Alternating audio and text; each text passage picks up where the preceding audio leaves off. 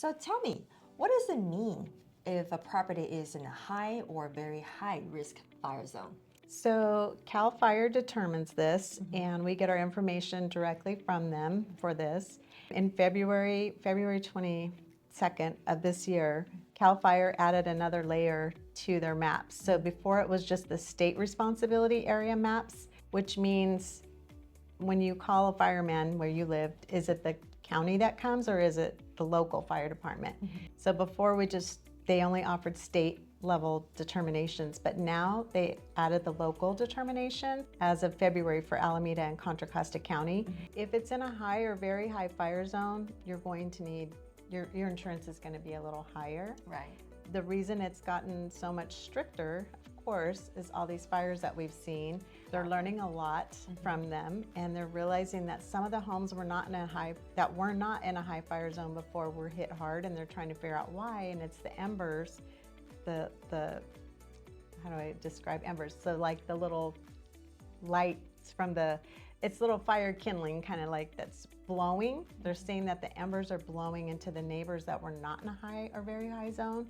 So they've now looked at those areas and are saying, wait, we need to notify this set of people that are right close to a high or very high that you may not be in a very high, but you're right next to it. And if the wind's blowing that way, your property could be affected as well.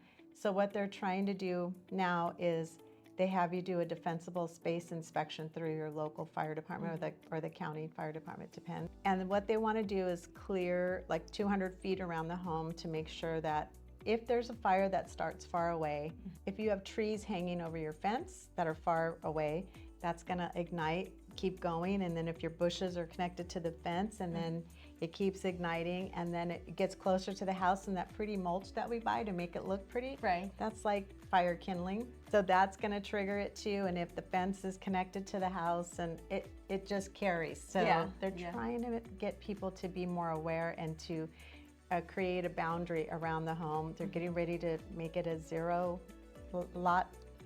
distance, which really that means 5 feet. That hasn't started yet, except in Berkeley.